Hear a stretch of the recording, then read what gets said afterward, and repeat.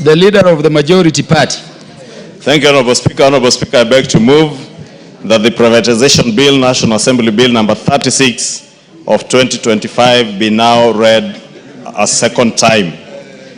Honorable Speaker, by way of introduction, it's important to note that this is a very critical legislation or legislative initiative that presents a very conscious recalibration of our approach as a nation to the privatization of state-owned enterprises. Honorable Speaker, as you correctly alluded to, even the order that we have just concluded on order number 13, those who have not had the opportunity to contribute under this bill is also an opportunity to say what we may have to say about the privatization of state-owned enterprises. This bill is a direct response to constitutional and public governance imperatives and reflects lessons that we have learned from recent judicial determinations concerning the previous legal framework, Honorable Speaker, because as members, you remember, we did pass the Privatization Act of 2023, and Honorable Speaker, the Privatization Act of 2023, which intended to replace the older Privatization Act of 2005. And when we intended to modernize our privatization process, the act was challenged immediately. We passed it in court by a judgment that was delivered on September 24, 2024, in the case of Katiba Institute and others versus the Speaker of the National Assembly and others. The High Court declared that the Privatization Act of 2023 was unconstitutional, null and void. And the court found that Parliament had failed to conduct meaningful public participation and had undermined constitutional values of transparency, separation of powers, and legislative oversight, especially regarding sensitive decisions to divest state assets without parliamentary approval. And therefore, the decision restored the legal environment to the status quo that was there, therefore reverting to the 2005 Act. And this bill, therefore, Honorable Speaker, seeks to address the issues that were raised by the court. And indeed, I must take this opportunity to thank the chair of the Privatization Committee, the Honorable Shurie, and his committee for the very meticulous work that they put in to ensure that they addressed each and every of the issues that were raised by the court, and especially around the issue of public participation. And this bill has been drafted in a way that it bridges all those gaps that were identified and lays a very good foundation for a constitutionally grounded privatization framework for the country to move us forward. It once again establishes the Privatization Authority, as was there in the 2023 Act, as a professional and independent body tasked with advising the government on privatization matters, and also preparing proposals for privatization and overseeing the implementation of such privatization processes. Unlike its predecessor, or the Bill of 2023, this bill enshrines robust parliamentary and public participation safeguards, restoring the National Assembly's oversight role, and reinstates the requirement for parliamentary approval, not merely executive notification, before any privatization process can proceed. Honorable Speaker, that is very critical, because one of the issues that the court, many Kenyans raised, and even those who went to court, was on the question of public participation, which I have said was adequately addressed in the processing of this bill, and also the issues that have been raised in terms of the separation of powers between the executive and the legislature, and especially the question of removing the oversight role of Parliament in terms of privatization matters. And therefore, this bill is restoring those powers to the National Assembly, that any privatization process in this country will not be a mere notification to the National Assembly of the privatization program by the executive, but they must seek approval from Parliament, and therefore it is only Parliament that can approve privatization processes, because as was said even in the previous proposal, Honorable Speaker, under order number 13, this is a matter that touches on divestiture from public investments and public assets, and therefore the people's representatives have a role to execute. Honorable Speaker, that is what now this bill is doing. Honorable Speaker, the current legal framework for privatization, as I said, is anchored around the Act of 2005, which became operational in 2008. And many of you remember 2008 was before the promulgation of the new constitution. And therefore, the Act as it is today does not address critical constitutional principles under the new constitution. And we have therefore worked, and I must thank the committee again because they ensured that this bill is in tandem with the 2010 constitution, unlike the 2005 Act, which is not in tandem with the new constitution. Honorable Speaker, another key strength of the bill is the emphasis on transparency and inclusivity. As I mentioned, Honorable Speaker, there were issues raised on inclusivity of the public in matters privatization, in the matter that was in court. And the bill is now mandating consultations with affected stakeholders during the preparation of privatization programs, public gazettement of approved programs. Therefore, you must engage with the relevant stakeholders. If, for instance, you want to privatize a company or any state corporation, you must engage with the stakeholders in that industry beforehand. And also gazette, in the public gazette, the approved privatization programs and publication of key details of completed transactions. It's not enough to just notify people that we intend to privatize this and that state corporation. You must engage with key stakeholders in that particular sector. And also post the privatization, you must come back and report to the Kenyan people the details of the completed transactions. And that's what I was saying, even on the IPO for Kenya Pipeline Company, once we get into the IPO, the government will be obligated to come back to the people's representatives and through them to the people to report on progress of the completed transaction. And therefore, that creates a very good structure for ensuring that there is not only inclusivity, but there is transparency and accountability in the manner in which we transact matters to do with privatization. And I did hear the Honorable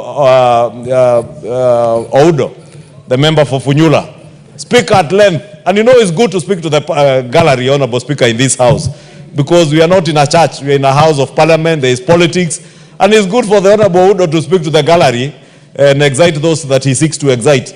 But facts speak better than the speaking to the public gallery.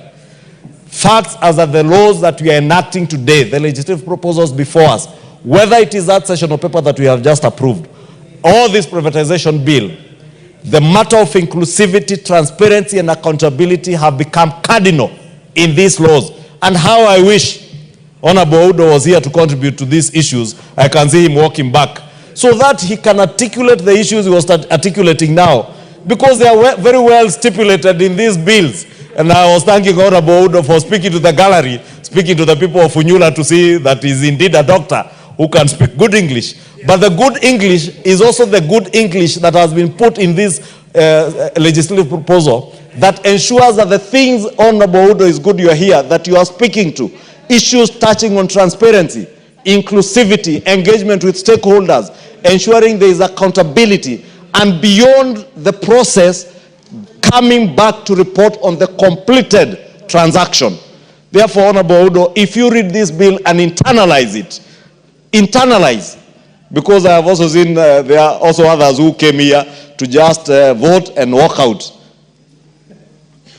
And you know them. Yeah? Yes, you know them.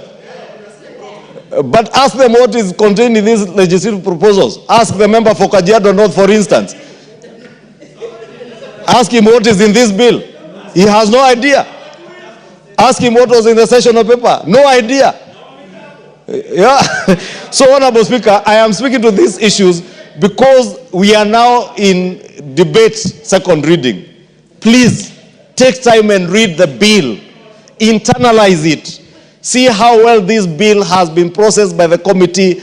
We deliberately, in the last parliament, separated from the Finance and National Planning Committee, the Committee on Public Debt and Privatization, so that we have diligent members of this house, diligent members like Honorable Shurie, Honorable Makali Mulu, and the other members like Honorable Makilap, who sit in this committee, Honorable Mboko Milemba, a seasoned member of this house, and this committee of very serious legislators has sat for long hours to ensure that this particular bill will pass not just the test of time, but also the constitutionality, so that it doesn't befall the fate that befell the 2023 Act, Honorable Speaker.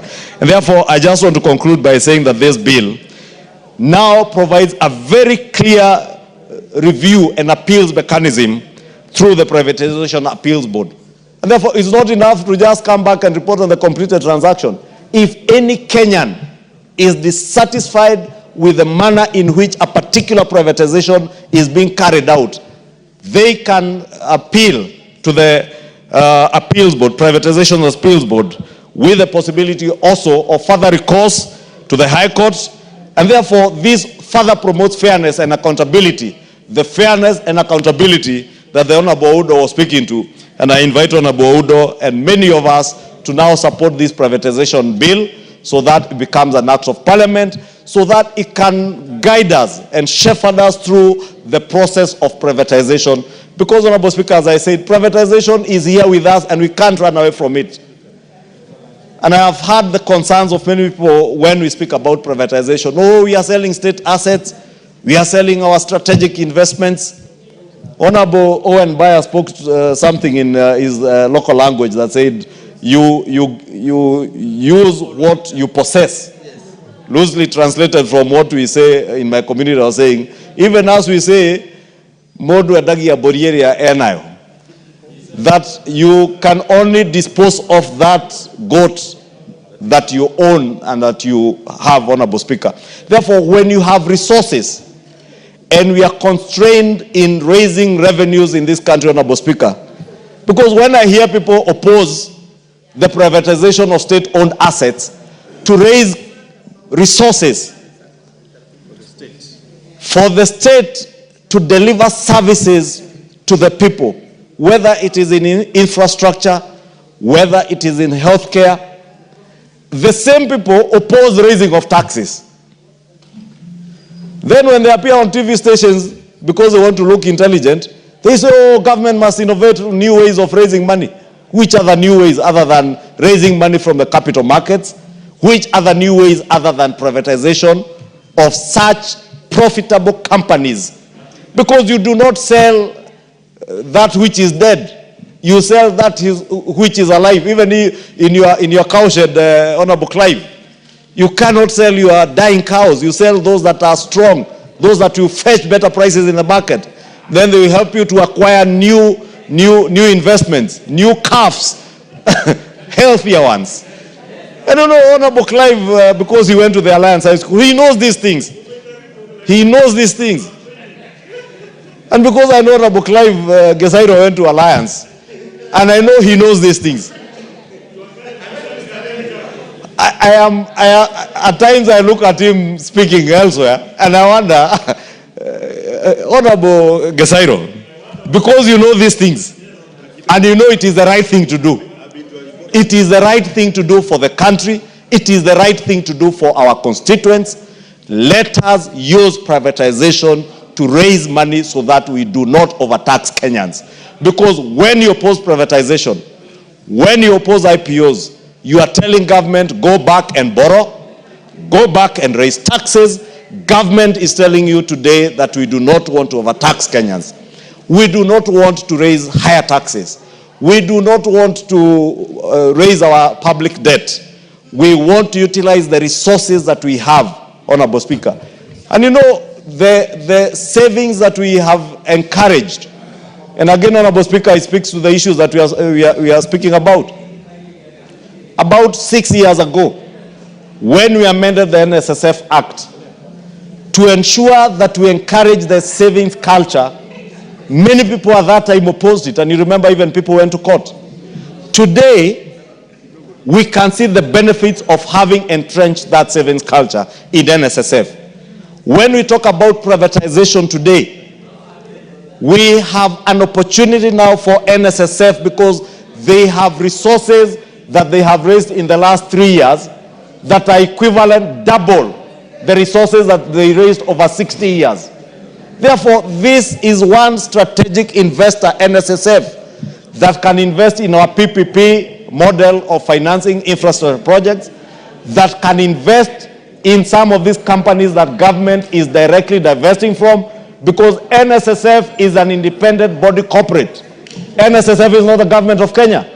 Therefore, nothing stops NSSF from investing, for instance, in the IPO on Kenya Pipeline, for NSSF to own another 25% of the pipeline. Nothing stops NSSF.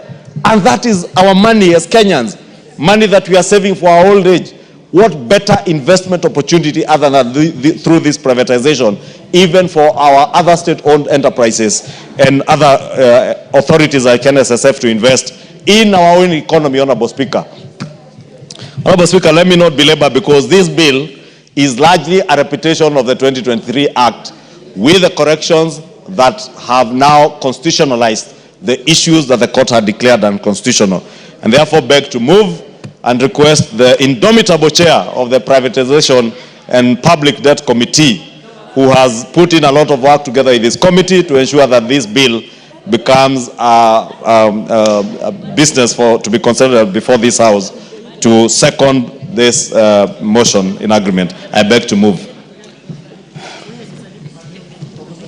Yeah, you will proceed. Thank you, Honorable Speaker.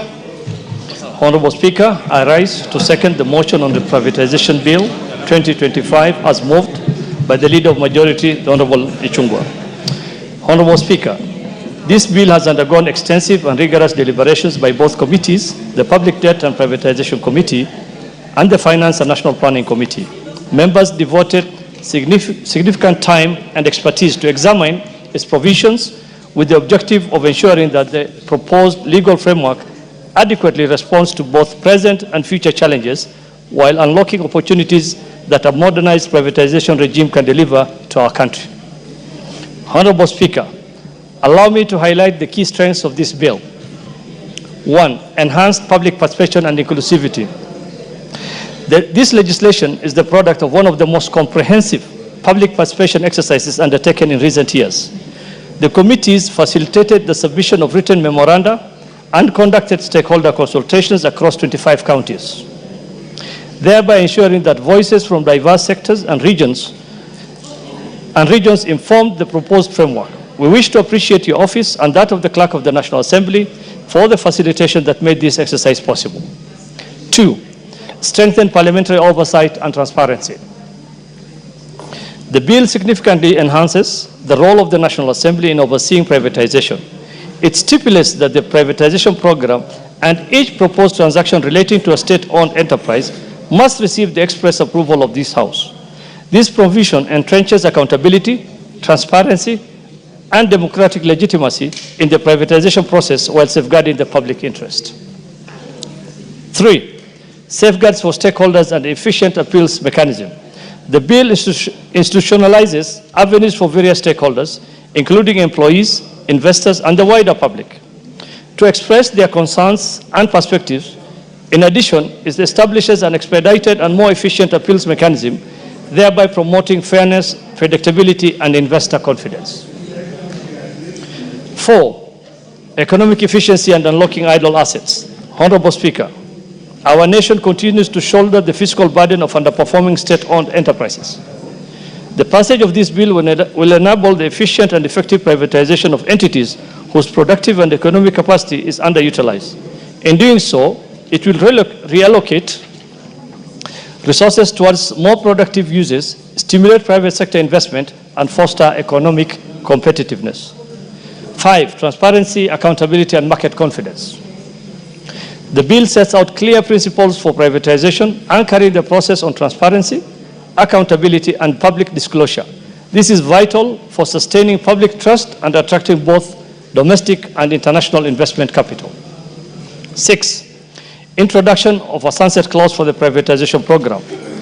A particular progressive feature of this bill is the introduction of a 4-year sunset clause for each privatization program. This provision ensures that privatization transactions are implemented within a clear medium-term timeframe, aligned with the prevailing macroeconomic conditions. It provides certainty to the market, supports financial planning by investors, and reduces risk associated with long-term policy uncertainty. Honorable Speaker, in conclusion, I wish to record my sincere appreciation to the Leader of Majority, the co-chair of my co-chair, chairperson of the Departmental Committee on Finance and National Planning, for the spirit of collaboration that characterized our joint engagements. I equally extend gratitude to members of both committees whose diligence and commitment to robust scrutiny of the bill have culminated in the report before us today. With those remarks, Honorable Speaker, I beg to second and urge this Honorable House to support the passage of the Privatization Bill 2025. I thank you, Honorable Speaker.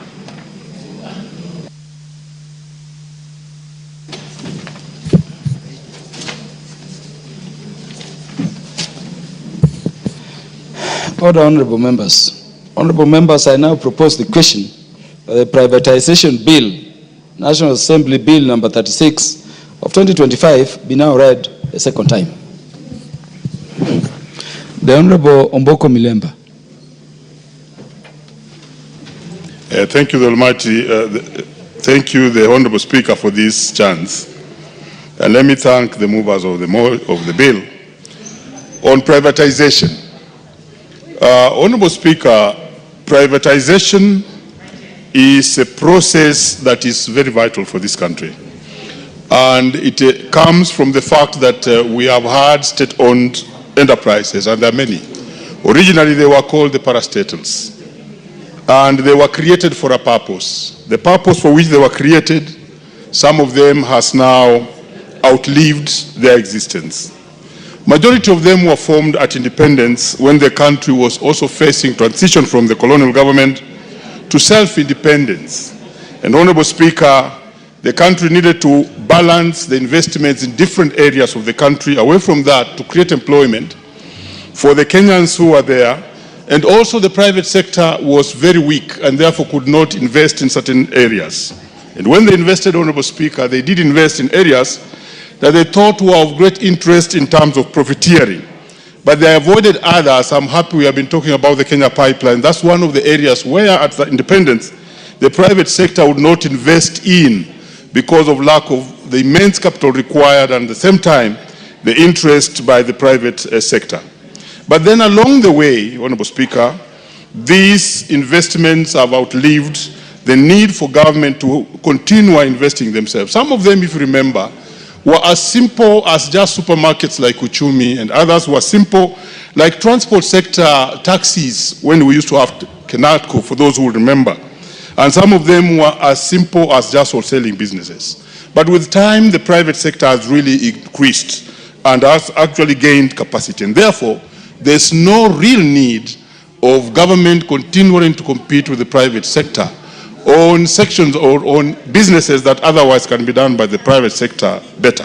Experience has also shown, Honorable Speaker, that the private sector, when given a chance to do those businesses like hotels, that reminds me very quickly of hotels like the Golf Hotel in Kakamega, the Sunset in Kisumu, which you may find that the government is still struggling to invest in such like businesses. When the private sector is doing better in terms of investing in hotels. And therefore, this law comes in timely. And the dangers that were associated with this law have been removed by the intense public participation that our committee did do insofar as the privatization is concerned. So one thing I want to be clear to Kenyans is that the process of privatization is with us and is a correct process which will actually offload the government of the burden of retaining issues like taxing people more in order to invest in these private enterprises that are no longer making profits, paying the workers who are those in private enterprises that do not make profits, and therefore actually putting pressure on the consolidated fund, which otherwise then have to make sure that these enterprises are paid, while at the same time increasing the wage bill, which otherwise would be reduced if we privatized these enterprises and therefore would be run by the private sector. And therefore, Honorable Speaker, I want to support this bill and indicate that some of the key areas that have been handled, as already indicated by the mover and the seconder of the bill, is the fact that the Parliament or the National Assembly, the Parliament has been brought in the center of this process. This was very vital because these are enterprises that are owned by the public, and therefore the representatives of the people who are in this house should have a pivotal, a very important, a core position in the process of doing the privatization. And therefore that has been included in this bill, and it is very, very good this time. Number two, Honorable Speaker, public participation, the threshold to be actually attained is very, very important so that we don't have cases where we have this privatization being done by the executive at a different corner, and therefore the House or the representatives of the people may not have a voice on what is happening. Honorable Speaker, transparency, inclusivity and accountability in this process is also very important, and this bill addresses this, including those who are involved in these bodies that, or enterprises that need to be privatized, so that the workers, for instance, are involved and they have a stake, and it's taken that the workers will have this place for themselves upon the end of the privatization, because this has been one of the most serious challenges for the workers of Kenya. Whenever privatization occurs, then they are left out, and that has not been very good. So the employees and the workers, but the community also, because some of these enterprises may touch on community-owned or owned enterprises. We have our parks and other institutions that you may need to also consult the community, and the community should have a hand in actually saying that this is how it should be done. Also, the timeline now has been put in law so that the process can be done within a time frame that is known. And therefore, Honorable Speaker, this is a very good law, and this House must stand and take the oversight role of the process of privatization strongly, and also take the public participation very, very strongly, so that when the processes are occurring, they are transparent and every citizen is happy that it has been done very, very well. Honorable Speaker, with the passage of this bill, the government shall be able to deal with some of the publicly owned enterprises which are lying idle in the country. And most of them are in form of either factories, other hotels, and also the land on which they are lying. We shall also be asking that the valuation of these enterprises be done in a very open way, the Auditor General, so that the audit reports are also brought to Parliament for proper debating, to understand that the valuations so given are the correct valuations for those government-owned enterprises that are being sold. And this is the way to go. The government cannot continue competing with the private sector in small enterprises like hotels, like markets, supermarkets, and many others, which have made the government to spend more and actually taxes people more, simply because they are trying to sustain these state-owned enterprises in the name of parastatus. Honorable Speaker, I want to thank you for this opportunity, support this bill, and also indicate that even the one that I missed to speak on, the one that has gone earlier on the Kenya pipeline, we believe that with an aspect of privatization, the running of these organizations become more serious, accountability is there, profits are made, and a good example is the Kenya Power and Lighting. Thank you, Honorable Speaker, and I beg to support. The Honorable David Mboni from the Finance and National Planning Committee. Thank you, Mr. Speaker. On onset, let me say I support this bill, not because I'm a member of Finance and National Planning Committee, but my background is economics, and therefore I know a bill like this one is in my area of specialization. Mr. Speaker, let me start by saying, after the independence, the government embarked on setting up parastatus and government agencies, and currently they stand at around 200, over 200 parastatus and government agencies. And basically they were to undertake legislative work and bridge gaps where private sector, because by then private sector was very weak and could not offer services by that time. So the government set up parastatus, like Kenya National Trade Corporation, NOC, so that they can provide services where private sector could not be able to provide. Mr. Speaker, in the early 1990s, during the structural adjustment and liberalization of the economy moved from government-controlled economy, that is command economy, to open economy and market economy, where demand and supply determines the market price.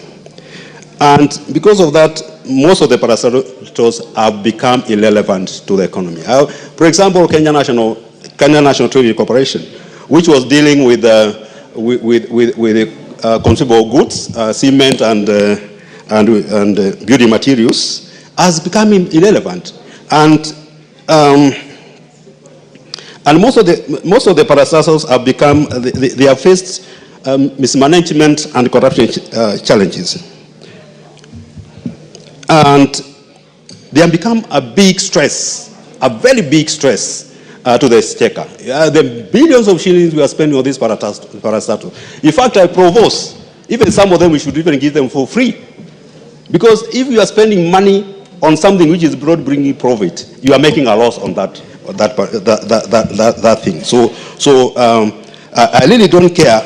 And I know some people may say that I'm from the opposition, and I'm supporting a bill which is not supposed to be supported by the opposition, but this is the right way to go, Mr. Speaker. When we were doing public participation for this bill, there were a few questions which were being asked. One, the selling of Kenya Pipeline Corporation and this private bill, which should come first? I think that's a question which we should ask ourselves. Which should come first? And I really have no problem with that. The other thing which came up is the valuation of the parastatals. How are they going to be valued? The Kenyans have no problem with the selling of these parastatals, but they fear the valuation, most of them may be undervalued, and they may end up in wrong hands. Even, they were also questioning the methods of selling of the parastatals. Is it going to be transparent and accountable to the Kenyan people? But when you look at the bill, and the other thing they were questioning is, are Kenyans going to be given a chance to buy the parastatals? But when you look at the bill, it is addressing those concerns. Mr. Speaker, I know we have done privatization of some of the parastatals in this country, and there are success stories like Kenya Commercial Bank, that is a success story. Safaricom is a success story. Kengen is also a success story. But there are also unsuccessful stories like Kenya Airways. And in the recent years, we have spent a lot of money on Kenya Airways. And Mr. Speaker, the money we have spent, I think we need to look at the equity. If our equity as a government has increased in Kenya Airways. Mr. Speaker, this bill is trying to address the defects which were being addressed, which were not addressed in the private bill 2023, which was annulled by the court because of a simple thing like public participation, which we have actually conducted. Mr. Speaker, looking at the bill, Clause 8, it establishes the privatization authority to steer the privatization agenda, and is going to be in charge of the privatization. And this is a very important thing, clause, because, Speaker, for the last 10 years, more than 10 years, we have not been able to sell any parastatal.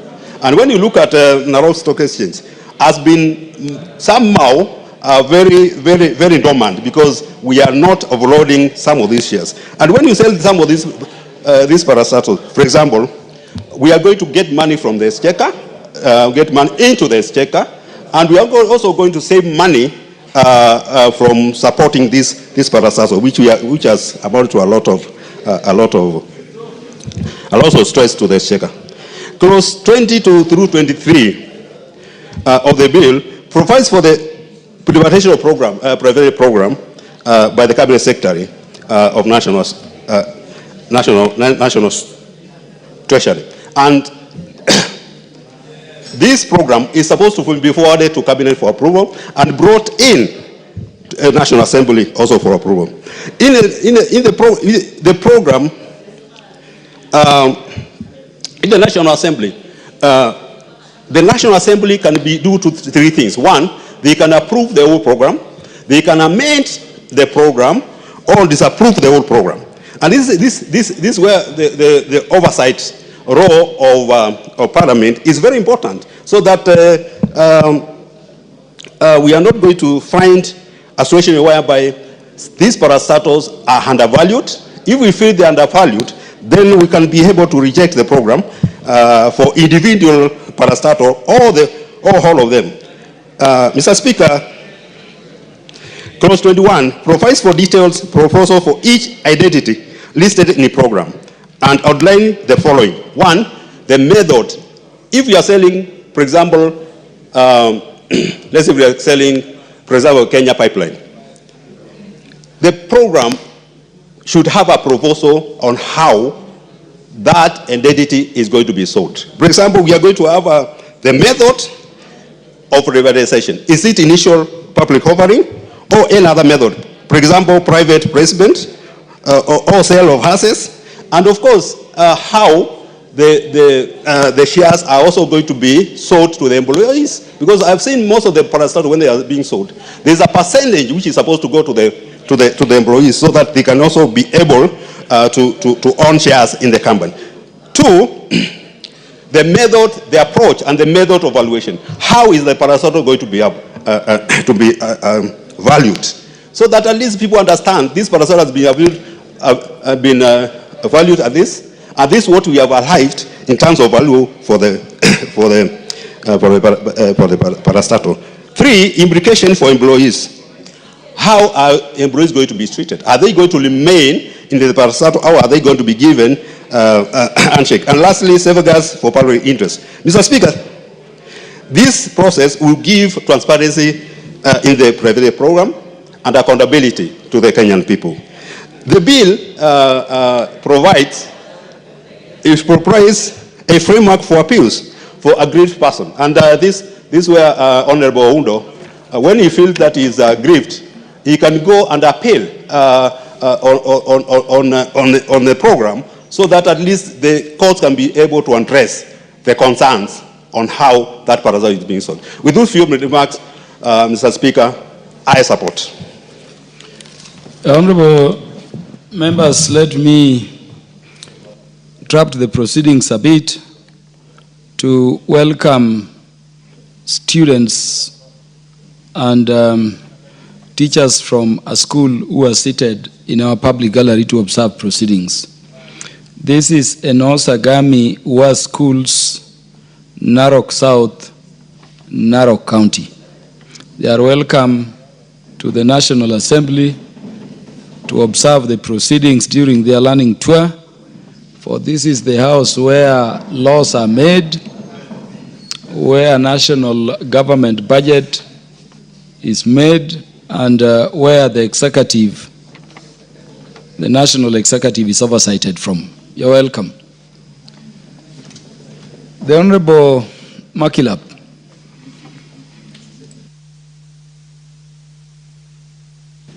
Well, thank you, Mr. Speaker.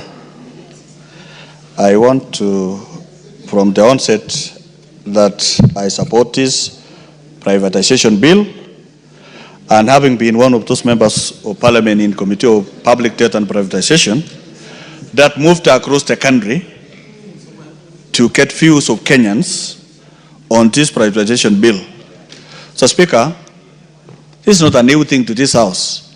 This thing was done in 2023, and it was thrown away by the courts for only one major thing, that public participation was not done. So, Speaker, we did a comprehensive public participation this time around across the people of Kenya. Mr. Speaker, one of the things that members who have an opportunity to read about this bill, it sets up structures of privatization. It sets up structures of privatization from establishment of what is called a privatization authority. What does that mean, Chairman, Mr. Speaker? That it reveals what we used to have as privatization commission to now a privatization authority, which as a chairman, a CEO, and other members even drawn from the public, Mr. Speaker, and these members from the public are expertise in various areas which are established in this particular bill. It is cited in this bill that these are the members who will be appointed to this privatization authority. Mr. Speaker, it also sets what is called a privatization program. Mr. Speaker, this House has been accused that you have abdicated your role to the executive, that Parliament has no role in this particular bill. Those of us who have an opportunity to read, if you read clause 23, clause 24, clause 25, where clause 25 is even very particular, I can read, Mr. Speaker, the National Assembly shall is a must, approve the program for implementation, approve the program with amendments or decline the program. So, Speaker, it sets out the authority, it sets out the program. You know, these are two different things, the program or privatization. And also establishes other committees, even committee or what is called a bill sport committee for those who are not satisfied about the privatization process. It is therefore provided for. It also provides what is called a committee to look into the entire program and sets timelines, Mr. Speaker. Mr. Speaker, this is very comprehensive. And during the third reading or during Committee of Supply, you realize what the people of Kenya said when we went around. In fact, the people of Kenya at some point were telling us, why do you want to sell everything? They thought this is a legal framework. It must be known in Kenya that this privatization bill is a legal framework that will continue to exist for many years, and it can always be amended as we move along, Mr. Speaker. So what does this mean? It means it repeals the Privatization Act of 2005. So, Speaker, if you look at 2005 and today, 2025, those are 20 years down the line, and in between, there was an amalgamation of a new constitution where it set out some parastatals under national government. And some have outlived their usefulness. In fact, at some point, Mr. Speaker, the public asked us, why are you interested in selling those which are profitable? Like pipeline that we just passed some few minutes ago. So, Speaker, if something is profitable and if you want to make it more profitable, you privatize it so that you have more players, more resources in it, and in return, you will get more revenue. Government gets more revenue by ensuring that the public entity being privatized has many players and putting in resources. Mr. Speaker, it also, if you look at clause 35, subsection 2H, subsection 2 says the privatization proposal shall specify, and this is very critical for the people of Kenya. It says, where applicable, a recommendation on how to undertake socio-economic investment to the host community. To the host community. This is very important for those who have been dealing with sugar or parastatals that are domiciled in specific communities in Kenya. Mr. Speaker, it also highlights an issue of valuation. Mr. Speaker, Kenyans are very critical in valuation, even including the valuation of what we've just passed called Kenya Pipeline. Mr. Speaker, Kenyans are saying we could even have more or two valuers so that the correct value of what is supposed to be privatized is realized for the people. Kenyans are interested in security of those who are in those parastatals. And I want to encourage Kenyans and even inform them that even this one for Kenya Pipeline that we've just passed, you know, it will employ, when the Kenya Pipeline is expanded throughout the IPO, there will be many players, there will be many people to be recruited in it, and thus no one is going to lose his job. Mr. Speaker, we also privatized Rivertex alone, Mr. Speaker. Look at Rivertex today. When I was in Finland, the Finnish people were running a program or a program of Rivertex doing the process of turning cotton into clothes in Washington, in Eldoret. And it is becoming profitable. What are we saying, Mr. Speaker? This bill is addressing most of the things that are required to be addressed. For example, Mr. Speaker, even when we went to public said, okay, Lord, during the Committee of Supply, you'll realize that there was some qualification or experience of over 10 years experience. And the youth in those places where we went, they say, okay, this thing is good, but reduce for us the number of, and you will see in our report as we move along. So what is very important, Mr. Speaker, is the entities being privatized will be able to bring in resources, bring in revenue, and create more opportunities for the people of Kenya. So let us not see privatization, this framework, as something that is going to sell everything from Kenyans. In fact, it is creating an opportunity to raise the necessary resources to bridge the budget caps. For example, Mr. Speaker, the budget cap of this year is about 923 billion shillings. Some of them will be bridged through what is called public-private partnerships. Others will be through resources that are raised through the IPO. And using IPO, Mr. Speaker, is one of the best ways because this thing protects up to including what is called strategic national assets. It is provided for here. Strategic national assets, Mr. Speaker, because when we were in Eldoret, some people told us you want to sell the bullet factory. And we told them this bill protects strategic national assets from being privatized. So the rumors that are too many in people's heads, Mr. Speaker, has to be actually given the truth about this particular bill. Even the people of makwiny, to remove the worries of Professor, my good friend, Member of Parliament from Professor Wall. You know, the court case awarded the people of makwiny some money for the pipeline and something like that. And when we looked into it, when this thing is, the KBC is privatized, it will be able to bring in more money, and those people will be, the new buyers will take liabilities and everything else. So the guarantee of the people of makwiny to have enough resources is to actually privatize or to be compensated for the pipeline spillage and so on, is actually to privatize this thing so that you can get enough resources. So in short, Mr. Speaker, is even these hotels, I have an hotel and I'm interested to invest in it called Cabernet Hotel that has been earmarked for privatization.